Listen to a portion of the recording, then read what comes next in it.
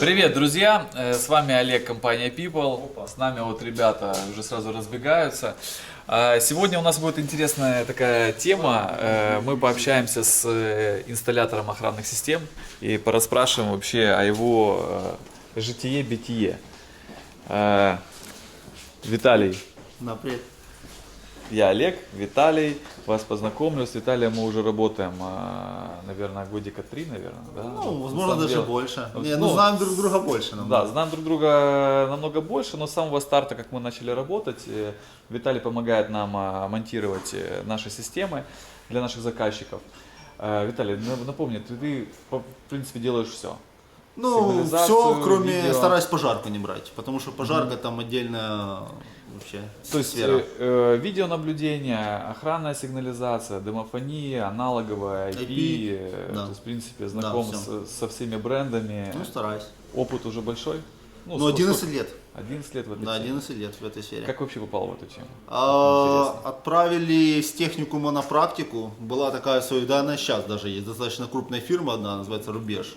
То есть и нас отправляли туда с техникума заниматься пожаркой. Мы на стройке тягали кабель под пожарные датчики.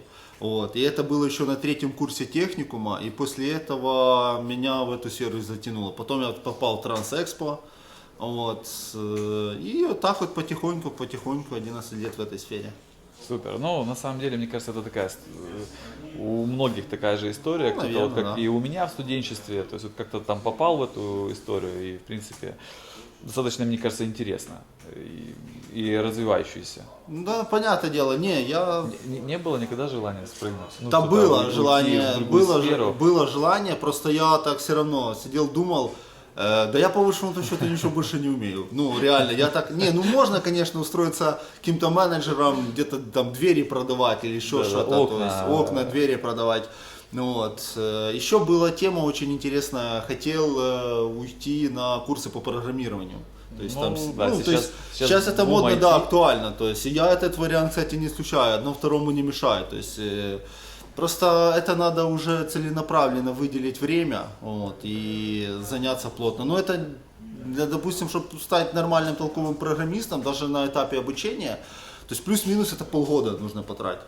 Вот. И опять же, то есть нужно там определиться по языку программирования, то есть и, ну там тоже много своих нюансов. Но оно одно второму не мешает. Да, я тебе скажу, что и на своем опыте, и мне кажется, каждый вот из зрителей, из наших друзей подтвердит, что часто, когда ты работаешь в какой-то теме, да, всегда кажется, что вот сейчас биткоин, да, там был там 3-4 тысячи долларов, сейчас уже там вот 35. Был даже по 400 долларов. У меня есть люди, у которых он был, и которые продал их по 400. Скоро станет и 40 тысяч, возможно, да, и многие такие сидят, думают, слушай, наверное, я не тем чем-то занимаюсь. Да. И часто мы работаем, и что-то рядом происходит. Тут умные дома выстрелили, или наоборот, что-то еще какая-то тема.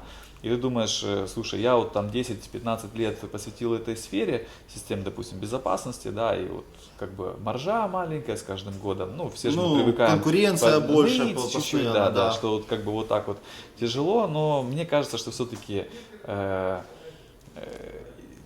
я уже пробовал уходить, но на моем примере, мне кажется, на самом деле, может быть, у меня так складывается, но у меня впечатление, что на самом деле везде плюс-минус одинаково. Если рынок... Если ты такой специалист и в этом разбираешься, то 100%, везде будешь зарабатывать. 100%. Но я к тому, что в нашей теме наверняка надо смотреть под таким углом, что мне достаточно весело и интересно. Да, потому что безопасность всегда будет актуальна. Чем хуже в стране обстоят дела, тем больше заказы, скажем так, есть. Виталий, теперь хочу более конкретно, поподробнее о том, как ты работаешь. То есть ты работаешь сам, у тебя есть бригада, не знаю, там, вот Да, как ты видишь свое развитие? Работаю по-разному. И бывает и сам, и есть еще 2 монтажника, скажем так, своих на субподряде. Вот. Есть там тоже определенные фирмы-партнеры. Вот. Да, по-разному на самом деле. Но как-то так жизнь складывается в последнее время, что ушел больше в монтажи, потому что сейчас на монтажах больше заработок. Вот. Ты имеешь в виду меньше продаж? Или... Да, меньше продаж, больше на монтажи, потому что сейчас именно на монтаже более реально заработать, чем на оборудовании. Потому что демпинг страшный по оборудованию. И дошло до того, что там некоторые охранные приборы там люди продают зазором 100 гривен. То есть поэтому стало просто неактуально. Но Некоторых- есть категории, категории продуктов, да, где низкая маржа или, Да. там, или низкая культура тех, кто занимается этим, чтобы там демпингуют и смотрят только на заработок. Раз ты проговорил про заработок, сколько можно заработать на монтажах? На монтажах реально есть и хорошие объекты. Допустим, на одном крупном объекте у меня получалось зарабатывать за 3 дня порядка $1000. Это только на работах. Это и на работе, и на Да. оборудовании, но это 3 дня. Что это за, 3 дня? Это видеонаблюдение. 3 дня мы впахиваем, правильно? Да, Все мы так 3 понимаю. То есть дня мы пахаем, там и 3 дня $1000. 10-12 часов рабочих, Ну, да, там на... В среднем, да, где там с 8 утра там, до 8 вечера. И у меня было такое, что там на одном объекте там $1000 получалось. Что зарабатывать. это за объекты? Как правило? Это Ну, например. видеонаблюдение. Ну, а что это там? Это склад какой-то? Это ОСББ. ОСББ. То есть это жилой дом, Да, в это котором, жилой дом. Жители... Да. То есть я к тому, что на самом деле это не какое-то что-то такое эксклюзивное, редкое. Не, это то есть, ОСББ. Домов очень много, ОСББ тоже И очень очень много, много, да, и много очень домов, где ничего не установлено. Много очень. И тема ОСББ вообще достаточно интересная. Ну так вообще скажу. Вот. Как бы ты посоветовал общаться с ОСББ на своем опыте? На своем опыте. Вот как договариваться с они, ними, чтобы... Да на самом деле, даже не знаю, я делал уже 3 или 4 ОСББ на своей практике. То есть там, я не скажу, что чем-то руководители ОСББ отличаются от обычных клиентов. То есть опять же, все ищут подешевле, покачественнее и еще требуют договор обязательно ОСББ и гарантию. То есть вот именно акцент идет у ОСББшников, они требуют, чтобы был договор на обслуживание и гарантия, то есть хотя бы год после монтажа. Вот это вот такой нюанс у ОСББшников. Они контракт согласны подписывать с частным предпринимателем или обязательно? Договор с юрлицом, обычно это ФОП или ТОВ, Ну, то есть они подходит обычно частный просят предприниматель. именно договор. Да. Потому что деньги как бы общие они люди тратят, и поэтому они хотят для подстраховки договор обязательно. У меня, знаешь, вопрос по поводу ОСББ, например, потому что это такой тоже интересный заказчик в том плане, что там много инвесторов, да, то есть вроде как если ты договариваешься с одним, но много инвесторов, кто вкладывает деньги в это, и каждый из этих людей, иногда такие складывается впечатление, что он пытается повлиять на ОСББ, типа там, а вот у меня есть друг, давайте подождите там, потому что чаще всего, в принципе, там, если возьмем подъезд, то по-любому там найдется 2-3 человека, у которых типа брат, сват, друг, одноклассник работает, занимается охранными системами. Смета, ты засвечиваешь смету, они несут по ним, они начинают там лишь бы дешевле. Да, то есть и получается, ты потом уже смотришь, что вообще нет смысла этим заниматься. Тут ситуация следующая. Когда кто-то из у меня был такой пример на одном из СББ, то есть когда кто-то из жильцов пытается пропихнуть кого-то своего, Да. то этот человек потом дал заднюю, потому что он понимает, что потом с него будут спрашивать. И если что-то случится там по оборудованию, сломается что-то, все побежат к этому жильцу дома, своему, то есть соседу, и начнут требовать с него. Поэтому тут такой тонкий момент, то есть он может дать заработать там какому-то там другу, куму, брату, свату, но если что-то будет не так, все будут потом обвинять вот этого соседа. И человек, понимая это, не хочет брать на себя ответственность. Это надо, чтобы человек это понимал. Да, то есть, да. Что... Да, то есть вот и все, тут все очень просто, поэтому... Ну и на самом деле вот эта история, да, там, когда один инженер там проделал работу, да, он там спроектировал систему, заложил туда оборудование, начиная с розничной ценой, с ценой, которую рекомендует производитель. То есть, как в принципе нас производители и, скажем так, очень просят, да, там удерживать. То есть это все там, это маржа заложена для того, чтобы эту систему потом обслуживать. Да. То есть это же не просто заработок. Люди думают, что это просто пришел, купил, продал.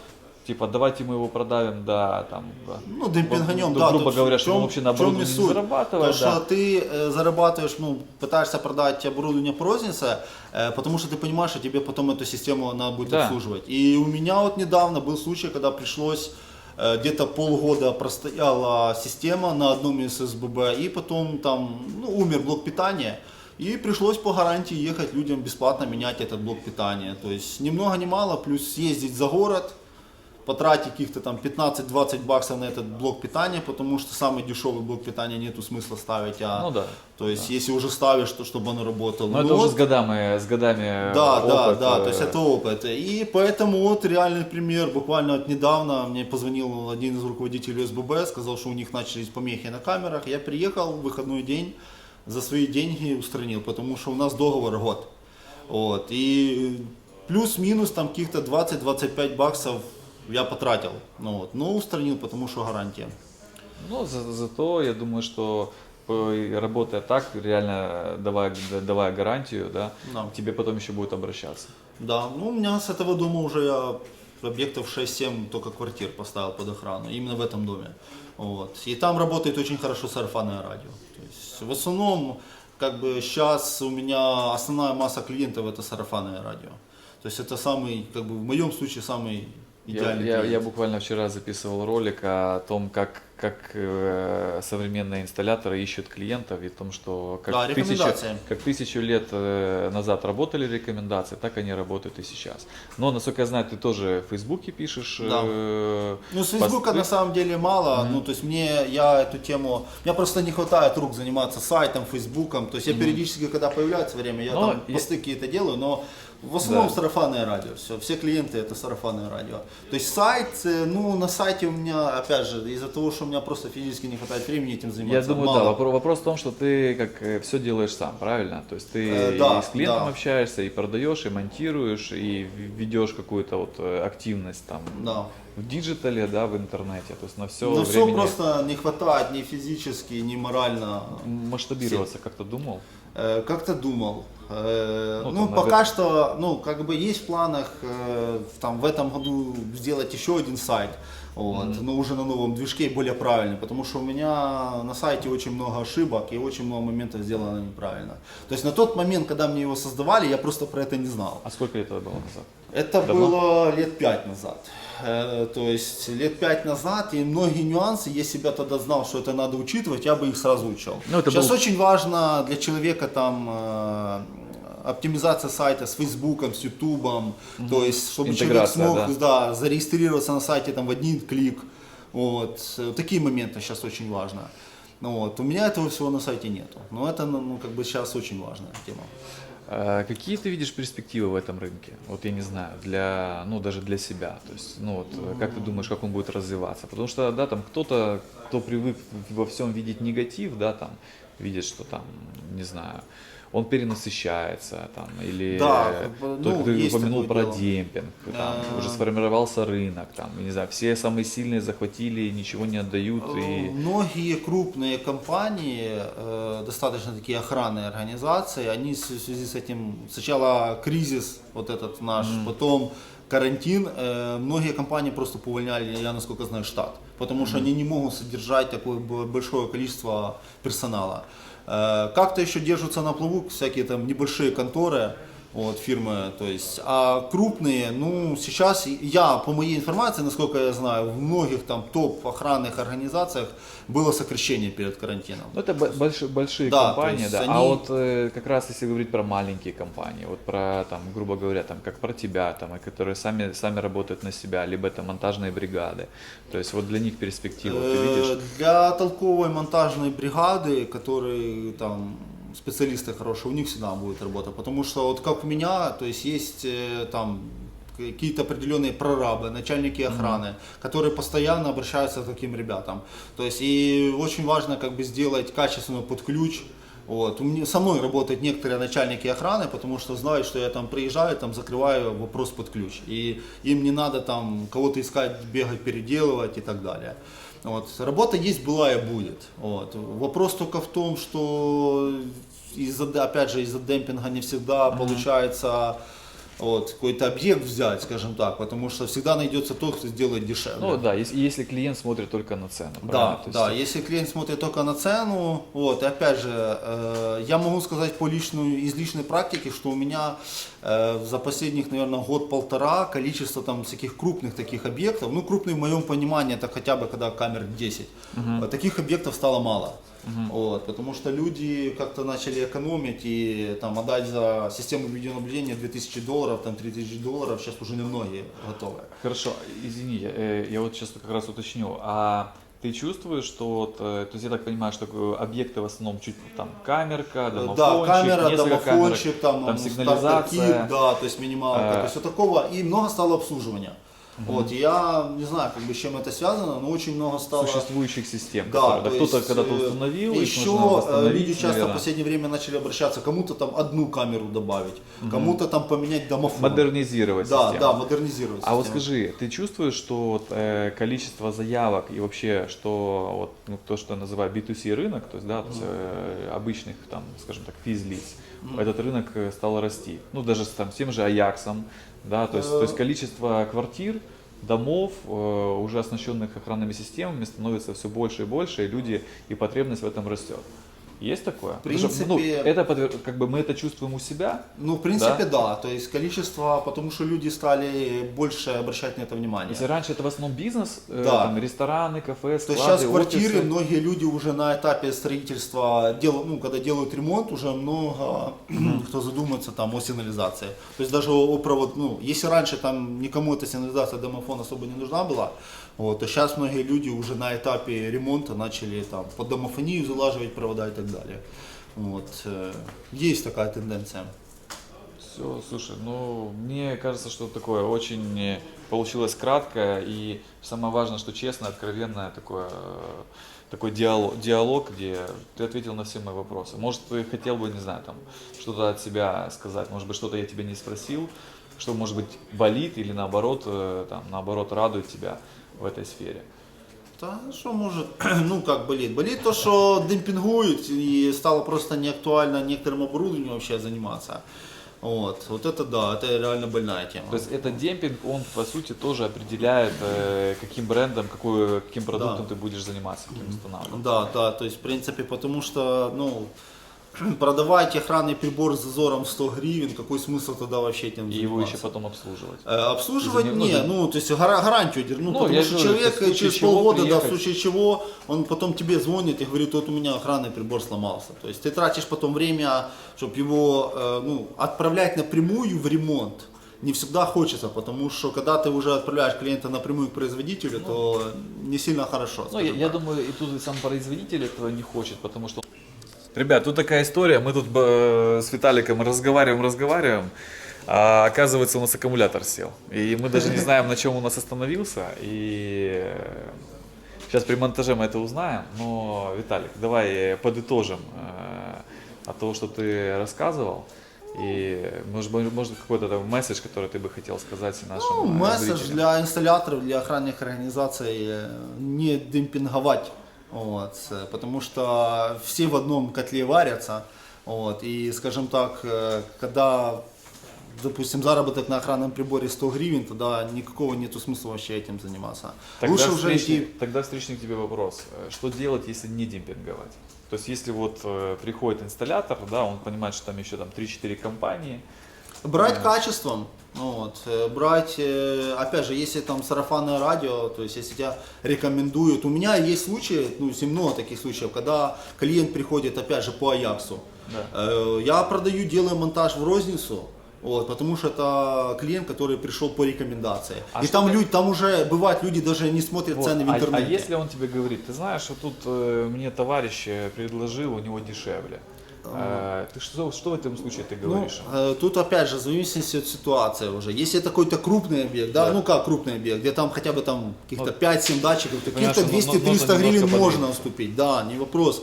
То есть на объеме можно уступить там 200-300 гривен. Но когда человек, допустим, там говорит, что вот я на OLX нашел там стартер-кит вообще по закупке, ну я просто не соглашаюсь, мне это не интересно заниматься. Ну смысл там работать там за 100 гривен, никакого смысла. Потому что время, деньги потраченные, бензин стоит Ну, намного бывает дороже. такое, когда ты начинаешь человеку объяснять, ну, либо даже если по рекомендации, тем более, да, ты ему объясняешь, что у меня, возможно, дороже, Но при этом я несу какие-то гарантийные вы сейчас обязательства. как Да. бы заплатите, но в длинную вы в этом выиграете. Да, то есть пытаюсь как бы людям объяснять. Ну, если честно, да, слышат. Вот. У меня были реально случаи уже не один, когда я продавал людям оборудование дороже, вот, чем ну, там в интернете его можно найти. И нормально все. Ну давай на вот этой позитивной ноте, хоть это звучит как продал дороже, но на самом деле это позитивно за счет того, что там, да. за счет этого заработка ты потом еще в течение года обслуживаешь, приезжаешь на эту систему и несешь Тут ответственность можно за сказать, гарантию. может даже неправильно сказал, не то, что продал дороже, Ну, а продал да. там ближе к в розницу. Да, продал, ты продал да. в розницу, но дороже, чем если бы человек мог бы найти там какой-то там Китай, или демпинг, или там бывает даже сейчас я знаю, что с Польши там что-то там завозят какой-то контрабандой, чтобы это было дешевле, и продают напрямую там с каким-то, ну, даже не буду рассказывать про эти схемы, которые есть, которые предлагают заказчикам, но у заказчика, скажем так, очень рискует, выбирая эти варианты. Есть еще один момент по поводу вот Hikvision с Алиэкспресса. Да. Не все ж так просто, допустим. Да, Да, вот люди, да. у меня были такие Интересная нюансы. тоже тема. Люди покупали Hikvision там на $5 дешевле с Алиэкспресса, но никто ж не понимает, что там прошивка под китайский рынок. Да. И для того, чтобы она заработала ну, с нашими там регистраторами и так далее, нужно, во-первых, ее перепрошить. Но бывает такое, что даже не всегда прошивка помогает. Потом оказывается, что ограниченный функционал у камеры, и она, допустим, не пишет по движению. То есть реально у меня такие случаи были. И человек вроде бы там сэкономил $5, купил на Алиэкспрессе тот же самый Hikvision, но при этом как бы получил не то, что он хотел. У меня такие случаи были. Ну. В общем, вывод из нашего вот еще разговора о том, что экономить на охранных системах лучше не стоит заказчикам. Я бы не сказал, что да, лучше не стоит. Есть случаи, у меня были также, как бы, когда человек покупал камеры на Алиэкспрессе по $9 там, на 1 мегапиксель и просил нас сделать монтаж. Но это хороший, скажем так, знакомый, который там занимается товарами с Китая. То есть ему ничего не стоит привезти там целый там полконтейнера этих камер, Да. но мы ему то сделали монтаж, и как ни странно... Но нести гарантию, ну да, и оно еще может работать. Да, может оно стартануть. работает до сих пор, в принципе, Да, как ни да. странно, то есть, Повезло. да, то есть, но опять же там с нюансами работает, то есть там облако периодически отваливается. Мы же говорим, что это не просто видеонаблюдение, мы же говорим, что это должна быть охранная система, которая должна быть работать как часики, стабильно, Да, то есть... и за которой инсталлятор еще должен отвечать и нести Ну, гарантию. то есть периодически он купил с экономом, мы его предупреждали, как бы предлагали поставить хотя бы регистратор нормальный, там, или Hikvision, или Daho, он не захотел, поставил тоже китайский нонейм. Оно работает, но периодически облако отваливается, то есть он периодически там архив посмотреть не может. Ну, человека устраивает. Да, опять же, да, это же Человека понимать, полностью что устраивает. во всех ситуациях тут в конце концов на самом деле ответственность, она в любом случае на заказчике. Да. Он принимает решение, главное, чтобы он понимал. Вот то, что и ребятам в отделе продаж говорю, что главное, чтобы заказчик точно понимал, осознавал, что он покупает, что он выбирает. И задача менеджера там, или там, инсталлятора донести. Это, знаешь, это пример, который я там привожу, когда ты приходишь, там, покупаешь машину, и там, тебе продают машину, там, которая комплектация в базе, там, 2 подушки безопасности. Она говорит, вот там доплатите, там, не знаю, $1000, будет 8. Ты говоришь, да ладно, зачем, типа, и так 2, я там где-то на Жигулях ездил, там вообще ничего не было, и все хорошо. А потом, когда что-то происходит, и ты понимаешь, что эти 8 подушек безопасности, они на самом деле могли бы намного Ну да, в случае упростить, ДТП, да, минимизировать любые потери, и оно точно стоило бы это $1000. Но в случае задача менеджера, который продавал, он не раскрыл этот вопрос, не раскрыл вопрос статистики, там, что такое 2, что такое 8. Кстати, по поводу нашего менеджера не донес, у меня, ну, там, давненько, конечно, уже были такие случаи, кстати, и не раз, когда я неправильно подбирал или продавал человеку оборудование, и по итогу я попадал на деньги. Вот, потому что по итогу приходилось человеку там менять, там, или камеру, или еще что-то. Были у меня тоже такие случаи, и, ну, это на ошибках учатся. Слушай, мне вот в тебе очень нравится вот эта твоя искренность, откровенность, и то, что ты можешь говорить про свои ошибки. И вот у меня такая же позиция, что ошибаются все. Важно очень, как мы потом с этими ошибками работаем. Было такое, и вот это, кстати, на тему, когда человек, покупая оборудование, не полностью получает информацию. То есть, потому что бывает функционал, ты человеку сказал, что оно есть, А по факту, когда ты там уже у кого-то там отгрузил ему оборудование, когда человек уже его получает, оказывается его нету. И ну как бы ошибка твоя, то есть у меня было такое, что я попадал на деньги, то есть ну это жизнь. Это жизнь. Да. Слушай, Виталик, огромное тебе спасибо. Давай. Все, с Новым годом всех. С новым счастьем. Да, чтобы у всех все было в безопасности. И даже больше.